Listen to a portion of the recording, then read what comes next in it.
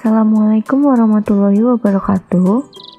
Halo teman-teman, hari ini kita akan belajar mengenai klasifikasi makhluk hidup dengan menggunakan kladogram.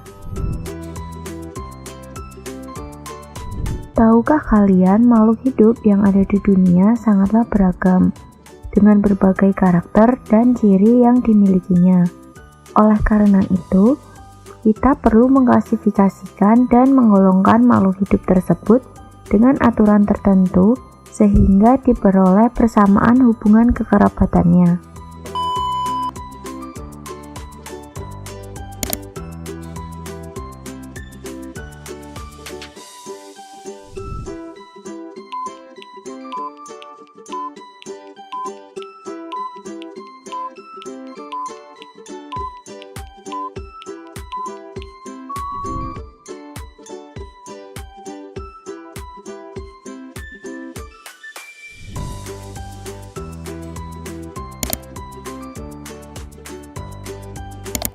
Kompetensi dasar 3.3 menjelaskan prinsip-prinsip klasifikasi makhluk hidup dalam 5 kingdom. 4.3 menyusun kladogram berdasarkan prinsip-prinsip klasifikasi makhluk hidup.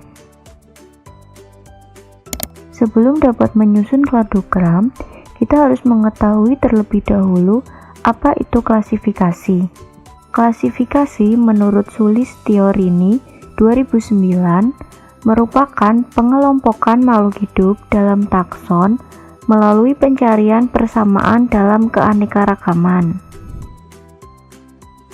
Kemudian, kladogram menurut Taurista 2018 merupakan diagram yang dibuat untuk menggambarkan hubungan kekerabatan antara organisme satu dengan lain berdasarkan persamaan karakteristiknya. Menurut Wahyudi 2020, tujuan dari mempelajari kladogram yaitu dapat mengenal, mempelajari, dan mengetahui hubungan antara makhluk hidup. Langkah dan contoh. Langkah. Penyusunan kladogram terdiri dari 3 tahapan, yaitu tahap pertama, menentukan spesies yang akan dibuat ke dalam kladogram, dimulai dengan cara menentukan jenis spesiesnya terlebih dahulu. Kemudian menentukan karakteristik yang dimiliki oleh spesies.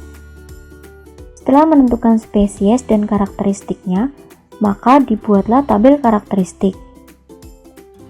Tahap kedua, menggambar diagram Venn.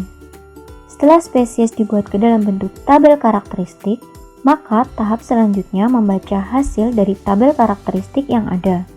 Kemudian dibuat ke dalam bentuk diagram Venn dimulai dari persamaan karakteristik spesies yang paling jauh diletakkan paling luar. Tahap ketiga.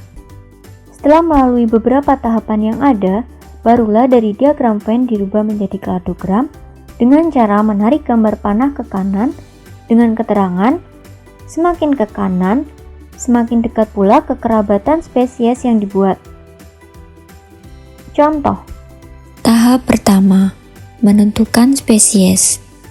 Dalam menentukan spesies, didasarkan oleh permasalahan yang ada, seperti karena beberapa contoh spesies yang digunakan dari kladogram umumnya spesies yang bisa diamati secara langsung, maka diharapkan dengan ketidaklangsungnya siswa dalam pengamatan, siswa tetap bisa memahami materi kladogram, terutama pada spesies yang memang tidak dapat diamati secara langsung oleh siswa. Kemudian, tahukah kalian, di luar sana terdapat banyak makhluk hidup yang sering kita dengar namanya, namun tidak tentu kita amati, seperti cacing gelang, hagfish, ikan hiu martil, salamander, kadal, harimau, gorila, dan manusia. Setelah menentukan spesiesnya, langkah selanjutnya yaitu menentukan karakteristik. Seperti yang kita ketahui bahwa kladogram dapat dibuat jika ada beberapa ciri yang sama antara spesies satu dengan spesies yang lainnya. Umumnya, spesies akan diamati terlebih dahulu ciri-cirinya yang nantinya akan bisa dibuat ke dalam klasifikasi. Spesies biasanya dapat dibedakan karena adanya ciri antara spesies satu dengan spesies yang lainnya. Ciri tersebut biasanya akan dibedakan menjadi dua, di mana akan ada ciri umum dan ciri khusus. Ciri spesies yang pertama, cacing gelang. Ciri umum, memiliki kingdom Animalia, memiliki filum Nemardelmintes, berbentuk silinder. Cacing jantan memiliki ukuran yang lebih kecil dibanding dengan cacing betina dan hidup di dalam rongga usus kecil.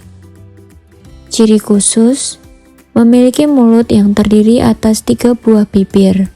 Selanjutnya, hagfish. Ciri umum, memiliki kingdom Animalia, memiliki filum Chordata, memiliki ekor pipih, memiliki kulit yang licin tanpa sisik, dan memiliki insang yang terdiri dari 6-14 pasang. Ciri khusus, merupakan ikan tanpa rahang. Selanjutnya, ikan hiu martil. Ciri umum, memiliki kingdom Animalia, memiliki filum Chordata, memiliki rahang, memiliki kulit yang licin, dan memiliki ekor. Ciri khusus, bernapas menggunakan 5 liang insang yang terletak di samping atau sedikit di belakang kepalanya. Selanjutnya, salamander. Ciri umum, memiliki kingdom Animalia, memiliki filum Chordata, memiliki rahang, bernapas menggunakan paru-paru, memiliki kulit yang licin, dan memiliki ekor. Ciri khusus, memiliki kepala yang besar dengan mata yang kecil. Selanjutnya, kadal. Ciri umum, memiliki kingdom Animalia, memiliki filum Chordata, memiliki rahang, bernapas menggunakan paru-paru, memiliki membran amniotik, dan memiliki ekor. Ciri khusus, merupakan hewan bersisik berkaki 4 yang termasuk ke dalam kelompok reptil. Selanjutnya, harimau. Ciri umum, memiliki kingdom Animalia, memiliki filum Chordata, memiliki rahang, bernapas menggunakan paru-paru, memiliki membran amniotik, dan berambut. Ciri khusus, memiliki ekor. Selanjutnya, gorila. Ciri umum, memiliki kingdom Animalia, memiliki filum Chordata, memiliki rahang, bernapas menggunakan paru-paru, memiliki membran amniotik, berambut, dan tidak memiliki ekor. Ciri khusus, tidak memiliki ekor. Yang terakhir ada manusia. Ciri umum, memiliki kingdom Animalia, memiliki filum Chordata, memiliki rahang, bernapas menggunakan paru-paru, memiliki membran amniotik, berambut, dan tidak memiliki ekor. Ciri khusus, bipedal. Alasan pemilihan spesies. Berdasarkan ciri-ciri yang ada, spesies yang akan dibuat menjadi kladogram dipilih karena memiliki hubungan persamaan yang dapat dibentuk dalam kladogram, seperti 1. Memiliki kingdom Animalia, 2. Memiliki filum Chordata, 3. Memiliki rahang, 4. Memiliki paru-paru, 5. Memiliki membran amniotik, 6. Berambut, 7. Tanpa ekor, 8. Bipedal. Langkah selanjutnya, di tahap pertama, setelah menentukan spesies dan karakteristiknya adalah membuat tabel karakteristik yang berisikan spesies dan karakteristiknya, seperti pada tabel berikut ini. Kemudian setelah dimasukkan ke dalam tabel, maka tabel diisi dengan tanda plus di setiap karakter yang dimiliki oleh spesies yang menandakan spesies memiliki karakteristik tersebut. Setelah tabel karakteristik terisi semua, maka masuk ke dalam tahap kedua, yaitu membuat ke dalam diagram Venn dengan cara membuat garis-garis sesuai dengan jumlah spesies yang akan dibuat seperti gambar berikut. Kemudian, diisi dengan cara memasukkan spesies ke dalam diagram Venn, dimulai dari persamaan karakteristik spesies yang paling jauh, yang diletakkan di paling luar atau ujung, di mana garis terluar memiliki karakteristik memiliki kingdom Animalia, yaitu cacing gelang, masuk ke dalam filum Chordata, yaitu hagfish, memiliki rahang, yaitu ikan hiu martil, memiliki paru-paru, yaitu salamander, memiliki membran amniotik, yaitu kadal, berambut, yaitu harimau, tanpa ekor, yaitu gorila. Kemudian yang paling dalam ada bipedal, yaitu manusia.